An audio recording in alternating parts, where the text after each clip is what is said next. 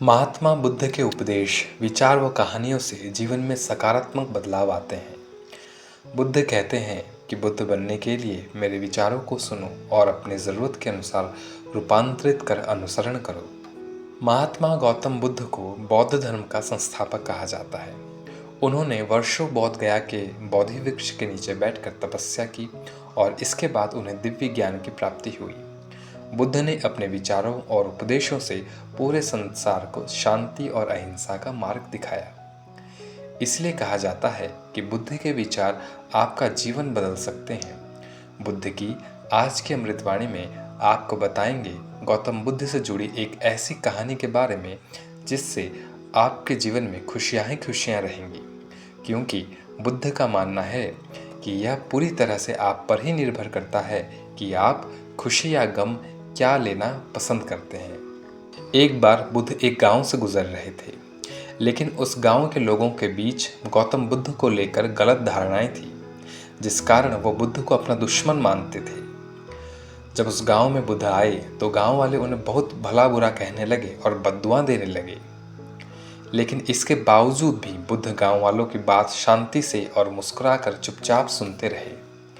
गांव वालों ने देखा कि उनकी बातों का बुद्ध पर कोई असर नहीं हो रहा है और वे विनम्रता से उनकी बात सुन रहे हैं।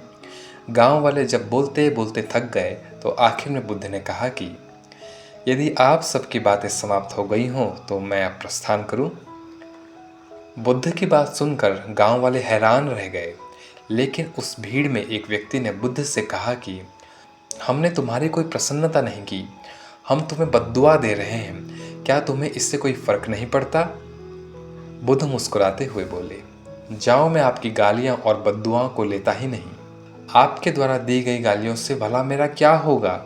जब तक कि मैं आपकी गालियों को स्वीकार ही नहीं करता, इसका कोई परिणाम ही नहीं होगा। जानते हैं आप लोग, कुछ दिन पहले एक व्यक्ति ने मुझे बहुत सारे उपहार दिए, लेकिन मैंने उसे लेने से मना कर दिया। जब मैं लूँगा ही नहीं तो कोई मुझे कैसे दे पाएगा? बुद्ध ने पूछा, बताइए, अगर मैंने उपहार नहीं लिया तो उपहार देने वाले व्यक्ति ने क्या किया होगा? भीड़ में से किसी ने कहा, व्यक्ति ने अपने उपहार को अपने पास ही रख लिया होगा। बुद्ध ने कहा, मुझे आप सब पर इसलिए दया आती है क्योंकि मैं आपकी इन गालियों को लेने में असमर्थ हूँ और आपकी ये गालियाँ आपके पास ही रह जाएगी। दोस्तों, गौतम बुद्ध के जीवन से जुड़ी इस कहानी से हमें यह सीख मिलती है कि हम अक्सर अपने दुखों का कारण दूसरों को समझते हैं, लेकिन असल में ये हम पर ही निर्भर करता है कि हम वास्तव में क्या लेना चाहते हैं, खुशी या गम, उदासी या मुस्कान। यकीन मानिए, ये छोटी सी कहानी जीवन में बड़ा बदलाव ला सकती है। दोस्तों, आपको बुद्ध की ये कहानी अच्छी लगी हो तो वीडियो को लाइक कीजिएगा और इसी तरह के अच्छे अच्छे स्टोरीज के लिए चैनल को सब्सक्राइब करना बिल्कुल ना भूलिएगा। तो मिलते हैं नेक्स्ट वीडियो में।